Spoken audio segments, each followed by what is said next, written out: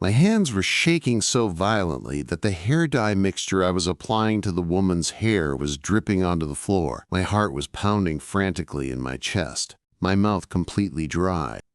Because the message I had just seen on Mrs. Hensley's phone had turned my life upside down. Kill David Morrison. Money ready. Can't wait until tomorrow morning. David Morrison. My closest friend, my maid of honor at my wedding, godfather to my children, David Morrison. And now this elegant woman was planning his death. In 5 minutes, her hair would be done. She'd leave my shop, and she'd execute her plan. Hey, this is Storyline Universe, where we share real stories with unexpected twists. If you enjoy the video, make sure to subscribe and give it a like. It really helps our channel grow. Now, let's dive into the story. My name is Sarah Collins, and I'm 34 years old. I've been running Glamour Touch Hair Salon in downtown Seattle for 8 years now. It's a small but upscale place. Leather chairs, marble counters, clients who pay premium prices for discretion and quality work. That Tuesday started like any other. Mrs. Victoria Hensley had booked a 2:30 appointment for a color touch-up. She was one of my regular clients, always impeccably dressed, polite, and tipped well. Mid-40s, refined, the wife of some tech executive, never caused any drama. She settled into chair 3, her usual spot by the window. As I mixed her color, a rich chestnut brown, she placed her iPhone face up on the counter, as most clients do. "Just covering some grays, Sarah," she said with her usual warm smile. "My husband has this important dinner tomorrow night." I started applying the color, working methodically through her hair. The salon was quiet, just soft jazz music and the hum of the hairdryers. Mrs. Hensley was scrolling through what looked like work emails. That's when her phone buzzed with a WhatsApp message. The notification banner appeared at the top of her screen, and what I saw made my blood freeze. Target confirmed, David Morrison. Tonight, 11 p.m. Payment ready, $50K as agreed. I tried to keep working, but my hands started shaking. David Morrison. There couldn't be two David Morrisons in my life. This had to be my David. My best friend since college. My maid of honor at my wedding. Godfather to my twin daughters. Mrs. Hensley quickly flipped her phone over, but it was too late. I'd seen enough. "Everything okay, dear?" she asked, noticing my hands trembling. "Yes, just mixing got a bit thick," I managed to say. My mind was racing. David Morrison worked in tech consulting. He'd mentioned recently that his company was working with some high-profile clients, including some corporate wives who might know Mrs. Hensley's social circle. But a hit contract? $50,000? This had to be some mistake. I tried to focus on her hair, but every few seconds my eyes would dart to her phone. She received 2 more messages. Location confirmed, Pine Street residence. Vehicle, blue Honda Accord. License XYZ 8849. That license plate number hit me like a sledgehammer. That was David's car, the same car he'd driven to my barbecue last weekend, the same car my daughters had drawn chalk flowers on in the driveway. Mrs. Hensley was calmly reading these messages, occasionally typing brief responses. Her expression never changed, still that same pleasant, refined look she always wore. "How much longer, Sarah?" "About 10 more minutes for the color to set." 10 minutes? I had 10 minutes to figure out what to do. Call the police? They'd need proof, and I'd only glimpsed messages on a client's phone. Warn David? How do you tell someone there's a hit out on them based on accidentally seeing text messages? I excused myself to get more supplies and stepped into the back room. With shaking fingers, I pulled out my phone and typed a message to David. "Hey, can you call me? Urgent. Don't go home tonight." His response came immediately. "Everything okay? I'm in a client meeting until 6. I started typing back when I heard Mrs. Hensley's voice from the front. "Sarah, is everything all right back there?" "Coming right out." I deleted my message to David and returned to finish her hair. As I worked, she received another message. This time, I deliberately positioned myself to see it. "Clean job.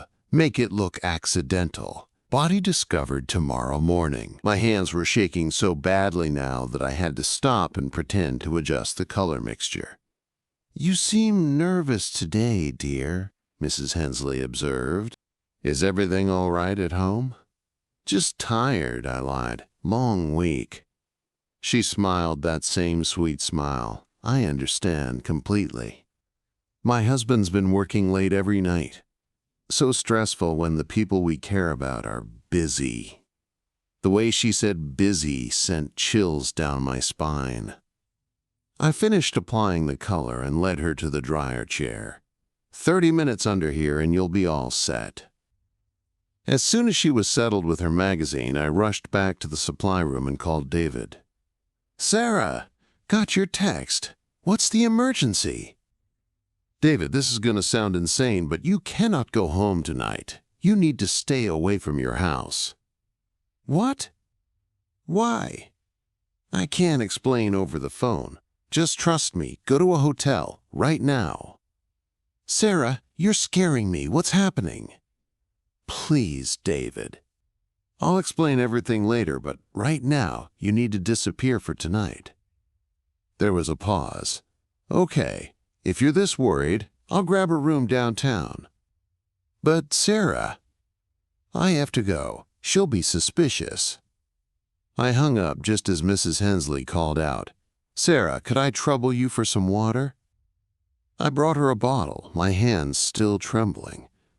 "You know," she said, studying my face, "you look familiar. Have we met somewhere besides the salon?" My heart stopped. "I don't think so." I could swear I've seen you before." She tilted her head. "Don't you have a friend named David something? Morrison, maybe?" The blood drained from my face. She knew. Somehow she knew about my connection to David. I don't know anyone by that name. I lied." Her smile never wavered, but her eyes grew cold. "Are you sure? Because I could have sworn I saw you with a man named David Morrison at that charity gala last month." "The Seattle Children's Hospital fundraiser?" She was right. David and I had attended together when his date canceled last minute. "I meet a lot of people," I said weakly. "Of course you do." Her phone buzzed again. She glanced at it, then back at me. "You know what? I think we should cancel tonight's appointment." My blood turned to ice. She was calling off the hit. But why? She typed quickly, "Target may be compromised. Abort tonight. We'll reschedule." The response came immediately. "Understood. Payment held until new date." Mrs. Hensley looked directly at me. "Sarah, dear, I think we need to have a conversation." I was trapped. She was between me and the exit, and she clearly suspected I'd seen the messages. "I don't know what you mean," I said. "Oh, I think you do." She stood up from the dryer chair, color still processing in her hair. "You've been acting strange ever since you saw my phone, and now I remember exactly where I've seen you. You were David Morrison's date at the fundraiser." My mind raced. I could deny it, but she obviously knew the truth. "I don't want any trouble," I said quietly. "Neither do I, dear, but you've put us both in a very awkward position."